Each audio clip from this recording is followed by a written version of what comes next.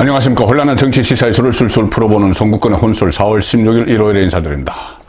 자, 이정건 전 민주당 사무부총장이 몰고 올 쓰나미 어디까지 덮칠지 지금 당장은 이 송영길 전 대표를 겨냥하고 있지만 여기서 실제로는 이재명 민주당 대표에게 설상가상이 될 수 있는 구조적인 문제가 하나 있습니다. 자, 그 부분을 제가 오늘 짚어드릴 텐데 지금 당장 이재명은 당황하면서 침묵을 선택을 했고, 송영길은 이 파리에서 돌아오지 않고 파리에 있으면서 거기서 뭐 꼬리 자르기를 하고 있습니다. 개인 일탈 이런 이야기를 하고 있는데, 자, 이재명, 송영길 이 두 사람은 그때 대선 후보 경선 때 이심, 송심 이렇게 불렸죠. 이재명의 마음이 송영길의 마음이다. 이재명이 이낙연과 대선 후보 경선을 하는데 그때 관리를 했던 그 경선을 이렇게 통괄적으로 그러니까 심판 역할을 했던 인물이 송영길인데, 송영길이 아주 편파적으로 했다. 그래서 논란이 일어났었고, 이낙연, 이재명의 맞상대인 이낙연 후보 쪽은 부글부글 끓었죠. 자, 그런데 지금도 이낙연 쪽은 부글부글 끓고 있습니다. 자, 그 이유가 있습니다. 지금 이재명, 이낙연 두 사람은 송영길이 관리한 대선 후보 경선 승자와 패자죠. 자, 그런데 그때 편파 관리 이런 이야기들이 상당히 많이 나왔습니다. 일단 이낙연이 부글부글 끓는 이유, 첫 번째는 지금 대선 후보 자리를 강탈당했다 이런 인식이 그동안도 상당히 많았습니다. 왜 그러냐면은 이유가 그때 여러 가지가 있었는데, 일단 제가 간략하게 정리를 해드리면은 송영길이 당 대표로서 대선 후보 경선을 관리하면서 편파적으로 관리했다. 이심 송심 논란이 있었는데, 자, 대표적인 것이 그때 대깨문 발언이 제일 처음에 시작이 됐죠. 대선 후보 경선에 돌입을 할 때 경선 시장 무렵에 이 송영길이 소위 대깨문이라고 떠드는 사람이 누구는 되고 누구는 안 된다, 그런 뭐 말을 하면 안 된다 이런 식으로 해 있습니다. 대깨문, 대가리가 깨져도 문재인이죠. 그러니까 친문 쪽의 극성 네티즌들이 그때 이재명과는 완전히 각을 세웠습니다. 그 전에 2017년 대선 후보 경선 때부터 이재명 쪽의 문파들, 그리고 문재인 쪽의 문파들, 그리고 이재명 쪽의 뭐 손가락 혁명군, 뭐 이런 양쪽이 격렬하게 대치를 했죠. 그래서 지난해 그 경선 때도 마찬가지로 완전히 그 대깨문이라고 불리는 사람들이 각을 세웠는데 이재명을 집중적으로 공격을 했는데, 송영길이 이재명을 옹호하느라고 당대표가 초반부터 대깨문을 비판을 했습니다. 자, 그리고 그 다음에 그 송영길 대표는 당대표로서 중립을 전혀 지키지 않고 이재명은 문재인 정부에서 탄압을 받은 사람이다 이렇게까지 막 이야기를 했습니다. 그래서 이 친명을 결집시키는 그런 역할을 송영길이 한 거죠. 그리고 이재명의 전과, 과거에 뭐 음주운전도 마찬가지고 여러 가지 전과 사실을 옹호를 하기도 했고, 결정적으로 송영길 대표가 이재명, 이낙연 사이에서 이재명의 손을 들어준 일이 있었죠. 기억을 하실 겁니다. 자, 경선이 거의 끝나고, 이재명과 이낙연의 경선이 끝나고, 그때 이재명이 과반수 득표를 하면은 당대표, 그러니까 당의 대선 후보가 되고, 과반수 득표를 못하면 이낙연과 결선 투표를 하셔야 됐죠. 그런데 그때 아슬아슬하게 나왔습니다. 마지막까지 했을 때 이재명이 경선 종료 시점에 50.29%, 0.29% 차이로 아슬아슬하게 과반 득표를 했죠. 그러면은 바로 후보가 돼야 되는데 논란이 일어났습니다. 뭐냐면은 경선 과정에서 중도 사퇴를 한 정세균 그리고 김두관 이 두 후보의 표를 어떻게 할 것이냐. 만약에 합산을 해서 사퇴한 표를 합산을 해서 다시 계산을 하면은 이재명의 득표는 49.3%가 되어버립니다. 가반이 안 되죠. 가반이 안 돼서 이낙연과 결선 투표를 해야 됩니다. 그런데 당헌 당조가 이것을 명확하게 규정을 하지 않았습니다. 그래서 그때 경선관리위원회, 실제로는 당 지도부가 개입을 해서 이것을 정리를 했는데, 송영길이 개입을 해서 정리를 했는데, 그거 합산할 필요 없어 해서 그냥 이재명이 과반 득표 해서 후보로 선출을 해버렸습니다. 그때 이낙연계에서 부글부글 끓었죠. 막 경선 불복 이야기까지 나왔지만은 어떻게 그냥 무마하고 끝났는데, 그 이후에도 또 이낙연 지지자들이 막 송영길을 막 공격을 하니까는 송영길이 언론에 나와서 이낙연 지지자가 1배 수준으로 나를 공격한다. 1배. 극우 성향의 SNS 활동을 하는 사람들이죠.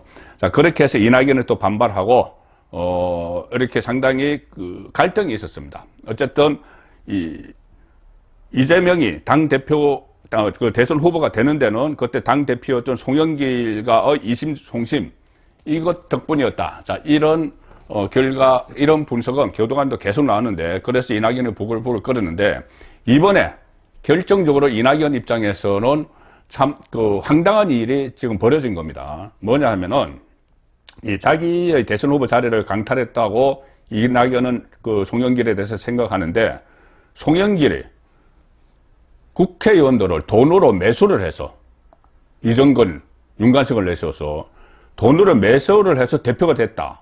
그 덕에 대선 경선을 편파 관리할 수 있었다. 이렇게 되는 거죠. 왜 그러냐면은, 이게 당대표 경선이 제가 조금 전에 말씀드린 대로 대선 후보 경선도 아슬아슬하게 50.29% 해서 뚝딱뚝딱 그냥 이재명이 대선 후보가 돼버렸지만은 당대표 경선, 그 대선 후보 경선을 관리를 했던 당대표 경선은 불과 0.59% 차이로 송영길이 대표가 됐습니다. 만약에 대표가 바뀌었으면은 이 송영길이 편파 대선 후보 경선 관리를 하지 못했기 때문에 이낙연이 대선 후보가 될 가능성이 상당히 높았죠. 거기다가 지금 대선 본선이 윤석열 후보와 0.7% 차이밖에 안 났기 때문에 혹시 모르는 일이죠. 지금 민주당 안에서 나오는 이야기가 그겁니다. 이낙연이 대선 후보가 됐으면 민주당 입장에서 정권을 뺏기지 않았을 수도 있다. 이런 이야기까지 나오는 상황인데 그런 기억들을 본인들에게는 안 좋은 기억이죠. 민주당 사람들에게는. 그런 기억들을 지금 이정근 게이트가 다시 되살리는 그런 상황이 되는 겁니다. 이낙연 입장에서는 자기 대선 후보 자리를 빼앗다시피 한 송영길이 돈으로 국회의원들을 매수를 해서 대표를 됐고 그 결과 그 덕에 대선 경선을 편파 관리할 수 있었고 그 피해자는 이낙연이다. 이렇게 되는 겁니다. 자, 2019년 5월 2일에 실시된 그 당대표 경선에서 이긴 사람이 이 대선 후보 경선 관리를 했는데 그때 송영길, 홍영표, 우원식 3파전이었죠. 송영길은 거의 개파가 없었습니다. 홍영표는 가장 친문재인 쪽이었죠. 그래서 만약에 홍영표가 당선이 됐으면은 이재명과 친문은 그때만 해도 서로 대치를 하고 있었기 때문에 이재명을 지원을 하지 않고 이낙연을 지원을 했겠죠. 정세균이든. 그런데 정세균이나 이쪽은 상대적으로 약했기 때문에 이낙연이 문재인 정권에서 국무총리도 했으니까 이낙연을 지원을 했겠죠. 당대표가. 홍영표 당대표가. 그러면은 판도가 바뀌었을 거라는 이야기입니다. 그런데 송영길, 홍영표, 우원식 세 명이 출마했지만 송영길, 홍영표의 양파전이었습니다. 그런데 초반에는 송영표가 우세했죠.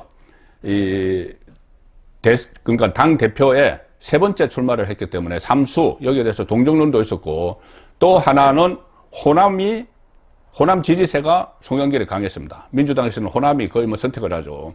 송영길은 호남 출신인데 인천시장도 하고 국회의원도 했지만 원래 출신은 호남입니다. 고창인가 그쪽인데 그래서 이 호남 지지세가 송영길에게 쏠리면서 송영길이 앞서 나갔습니다. 그런데 막판에 친문에 결집을 했습니다. 친문재인 진영에서 송영길 당대표 시키면은 다음 대선 후보로 이재명을 밀 텐데 그러면 안 되지 해서 이 친문에 결집을 하면서 홍영표가 맹추격을 했죠. 그래서 초조해진 송영길이 결국은 안 되겠다. 이거 돈 뿌려야 되겠다. 이렇게 된 겁니다. 그래서 이게 최근에 공개된 로건 파일 보시면은 윤관석이 그런 말을 하죠. 야, 이거 큰일 났다. 지지세를 유지해야 된다. 그리고 돈을 뿌려야 되겠다. 이렇게 해서 이정근에게 돈 만들라고 지시를 합니다. 그 막판에. 그리고 호남 국회의원들은 꼭 줘야 돼. 이런 말까지 지금 로건 파일에 나와 있죠. 그래서 그 결과 겨우 0.59%포인트 차이로 가까스로 송영길 대표 체제가 들어서죠. 만약에 그 돈을 뿌리지 않고 뭐 돈 효과가 있었을 겁니다. 0.59% 차이니까는. 뭐 국회의원 최소 10명, 뭐 최대 20명, 뭐 이렇게 돈을 뿌렸다고 하니까 자기 아내 경선 캠퍼에서 또 50만 원씩 만들고 국회의원들에게는 300만 원씩 막 뿌렸다고 하니까 그렇게 하지 않았으면은 친문 홍영표가 대표가 돼서 대선 후보 경선 관리를 했으면은 이낙연이 될 수도 있었겠죠.